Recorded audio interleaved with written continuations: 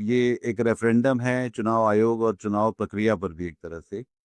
तो जो जिस तरह से कांग्रेस ने इसको या इंडिया ने इसको इस तरह से बना लिया है जो पूरा, क्योंकि नारा वहां पे बीजेपी और नरेंद्र मोदी नहीं है, नारा वहां पे वोट चोर गद्दी छोड़ है। तो वो पूरी की पूरी तो अगर ये भी खतरा जो सबसे बड़ा मुझे जो लगता है वो ये है कि अगर बिहार में ये चुनाव को जैसे कि ये पैसे देकर या बाकी जो साम दाम दंड भेद की हम लोग बात कर रहे थे, चुनाव आयोग की जो संदिग्ध भूमिका है उसके बाद भी, उसमें अगर ये चुनाव जीतते हैं तो वो दरअसल उस जो लोकतंत्र की बड़ी लड़ाई यहाँ पे बिहार के जरिए चल रही है वो भी उसको बहुत बड़ा सेटबैक लगने वाला है। और इसलिए ये लड़ाई बहुत ज्यादा महत्वपूर्ण, और ये बिल्कुल सही बात है कि राहुल गांधी जैसे कि एक मैसी या एक क्लब प्लेयर जब आगे खेल के चला जाता है तो उसको लगता है कि हाँ मेरा ये 30 मिनट या खेलना था, ये मैच तो के बाद फिर देखा जाए, बाकी लोग देखेंगे, क्लब देखेगा। पर ये लड़ाई वैसी नहीं है और ये ज्यादा गंभीर लड़ाई है। और उसमें भी जो कई सारी, क्योंकि हम हमको ये सुनने को समझ नहीं आ रहा है कि ये जवाब किस तरह से दे रहे हैं, ये जो 10,000 रुपए मतलब 75 लाख औरतों को दिया जा रहा है, ये जो घोषणाओं के बारे में तो खैर अब मोदी जी की घोषणाएं वैसे ही मायने रखती नहीं है, क्योंकि लोग पहले की घोषणाएं भी देख सकते हैं, उनका उनका रिकॉर्ड देख सकते हैं। वो बिहार में इस तरह काफी पहले भी पैसे फेंकने की बात करते रहे, तब बिहार की गुर्बत में कोई कमी नहीं आई, माइग्रेशन कम नहीं हुआ, गरीबी कम नहीं हुई। वो सब सहारन अफ्रीका जैसा ही है उसकी इकोनॉमी। पर जो ये पैसे जो आए हैं लोगों के अकाउंट में, वो अपने आप में एक और इसका जवाब क्या है, ये सुनने समझने में नहीं आता कि विपक्ष इसके बारे में सोच क्या रहा है या उसका रिस्पॉन्स क्या है। अ, और वो उसको किसी भी तरह से काउंटर करता नहीं दिखलाई पड़ता। दूसरी बात जो मुझे भी ये भी लगती है कि जो तेजस्वी खुद हैं और उनके पास जाहिर तौर पे एक वोट की एक पैतृक संपत्ति है, पर वो जो उस पैतृक जो एक तरह के लांछनों के को काउंटर करने के लिए वो गारंटी या कैसे लेकर आएंगे, ये साफ नहीं दिखलाई पड़ता है बिहार को देख के। उनके पास प्लान क्या है बिहार के लिए, या तो ये बात सिर्फ वोट चोरी को ही सिर्फ पीटते पीटते तो कहीं पहुंचती दिखेगी भी नहीं उस तरह से। नहीं, पता नहीं मुझे, मैं कुछ नहीं कह रहा हूँ कि ये, क्योंकि वोट चोरी कैसे इम्पेक्ट करेगी मुझे नहीं पता। हाँ, अगर उन्होंने 66 लाख वोट कम किए हैं या 76 लाख वोट कम किए हैं, तो उन्होंने सोच समझ के किए होंगे कि इसका उन पर क्या असर पड़ेगा।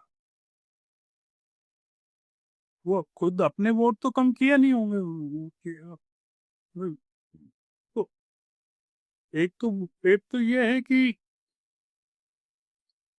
आप जिसको वोट चोरी कह रहे हैं वो उन्होंने ठीक नहीं किया, उन्होंने उसको रिपेयर नहीं किया, उन्होंने कट किया।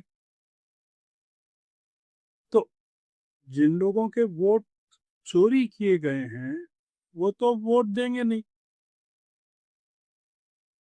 वो तो दे ही नहीं सकते। जिन लोगों के नहीं दिए हैं वो गुस्से में जिनके दिए गए हैं काटे गए उनके लिए देंगे क्या, पहली चीज। मेरा जो इसमें सोच है वो ये कि तेजस्वी को ओवरवेलमिंग सपोर्ट मिलना चाहिए। व्हाट आई सी कि अगर इतनी बड़ी वोट चोरी हुई है और इतना बड़ा जैन जी प्रोटेस्ट है, फ्रस्ट्रेशन है, और बिहार के लोग देख रहे हैं कि उनको किस तरह से करप्ट किया जा रहा है वोट खरीदने के लिए, तो उसकी एक ओवरवेलमिंग रिएक्शन होना चाहिए। और वो ये होना चाहिए कि अमित शाह कह रहे हैं कि हमको 200 सीटें मिलेंगी बिहार में, तो वो 200 सीटें तेजस्वी को मिलना चाहिए। मैं I want to see this thing happening, that will be the ideal outcome. जो आप कह रहे हैं वोट चोरी, जो राहुल कह रहे हैं वोट चोरी, जो वोटर अधिकार यात्रा, और जो ये सब कर रहे हैं उसका जो परिणाम निकलना चाहिए वो ये निकलना चाहिए। और अगर परिणाम ये निकलता है कि they come back to power with a greater majority minus Nitish Kumar,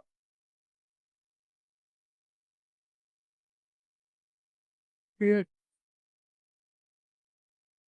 तो फिर क्या होगा? मैं जो एक चीज कई बार सोचता हूँ कि I been part of Bihar movement. तो बिहार मूवमेंट जब चला 74 में,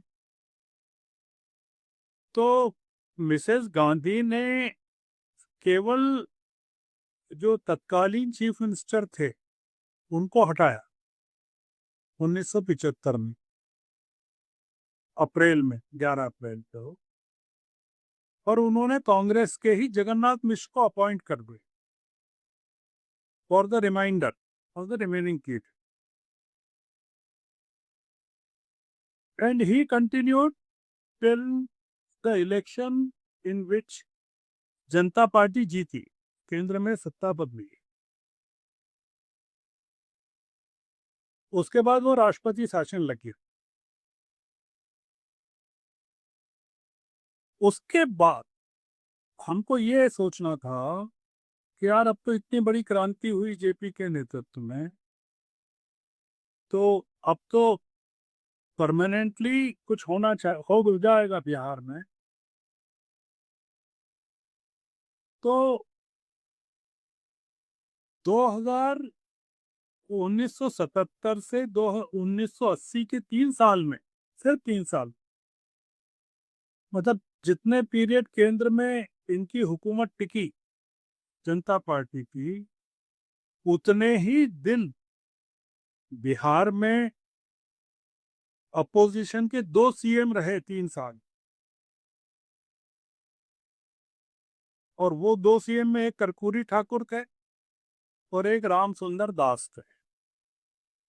कर्पूरी जी 301 दिन रहे और राम सुंदर दास 302 दिन रहे।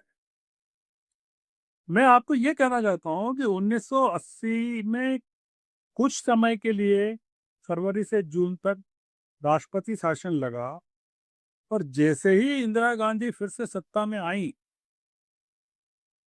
1980 से लगा के 1990 तक बिहार में फिर कांग्रेस का शासन आ गया।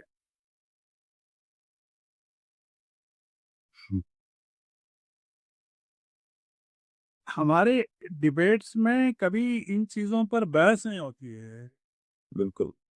कि 1980 में अगर आना था तो लालू यादव को आना था, जो 1990 में आए सत्ता में। लालू यादव चीफ आर्किटेक्ट थे स्टूडेंट मूवमेंट के वहां। तो 10, मतलब बिहार मूवमेंट का इम्पैक्ट बिहार पर नहीं हुआ, बारिंग दैट स्मॉल पीरियड जिसमें कर्पूरी जी और राम सुंदर दास रहे 300 दिन। हमको बिहार कई मानों में अनप्रेडिक्टेबल है, ये मैं कह रहा हूं। तो इसलिए राहुल गांधी अगर बिहार को एक लेबोरेटरी मान रहे हों, तो फिर उनका इन्वेस्टमेंट अलग किस्म से बढ़ना चाहिए, ये मैं कह रहा हूँ। देखिए पूरा विश्लेषण हरकारा के YouTube चैनल पर। शोर कम, रोशनी ज्यादा।